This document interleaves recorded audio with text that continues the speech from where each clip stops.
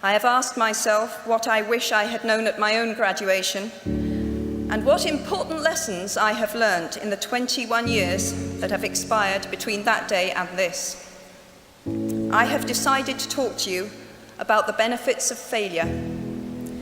And as you stand on the threshold of what is sometimes called real life, I want to extol the crucial importance of imagination.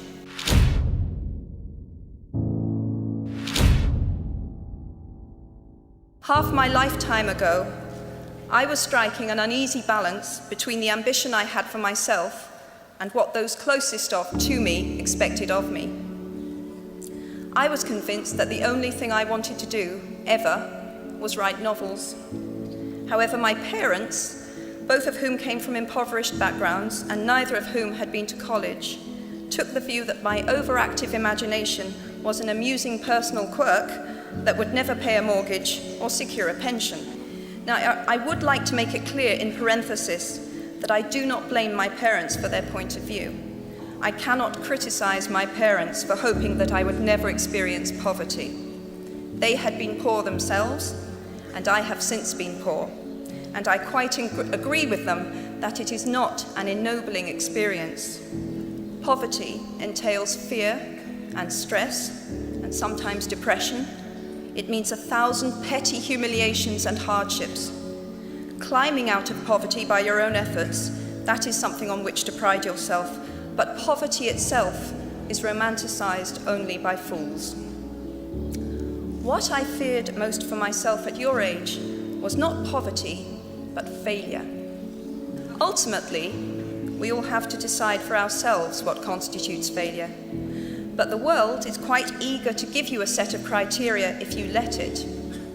So I think it fair to say that by any conventional measure, a mere 7 years after my graduation day, I had failed on an epic scale.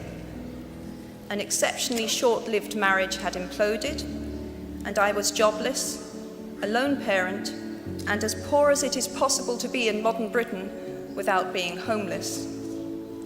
The fears that my parents had had for me and that I had had for myself had both come to pass.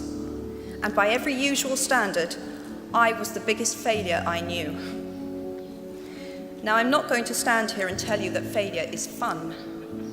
That period of my life was a dark one. So why do I talk about the benefits of failure? Simply because failure meant a stripping away of the inessential. I stopped pretending to myself that I was anything other than what I was, and began to direct all my energy into finishing the only work that mattered to me. Had I really succeeded at anything else, I might never have found the determination to succeed in the one arena where I believed I truly belonged.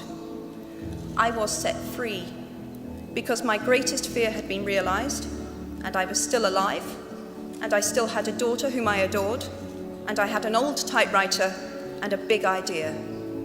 And so rock bottom became the solid foundation on which I rebuilt my life. You might never fail on the scale I did, but some failure in life is inevitable. It is impossible to live without failing at something, unless you live so cautiously that you might as well not have lived at all, in which case you fail by default. You will never truly know yourself or the strength of your relationships until both have been tested by adversity. Such knowledge is a true gift for all that it is painfully won, and it has been worth more than any qualification I ever earned.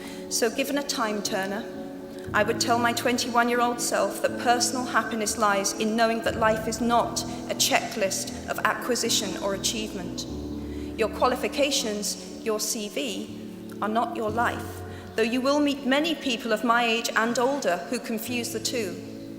Life is difficult and complicated and beyond anyone's total control, and the humility to know that will enable you to survive its vicissitudes. What we achieve inwardly will change outer reality. That is an astonishing statement, and yet proven 1,000 times every day of our lives. It expresses in part our inescapable connection with the outside world, the fact that we touch other people's lives simply by existing. As is a tale, so is life. Not how long it is, but how good it is what matters.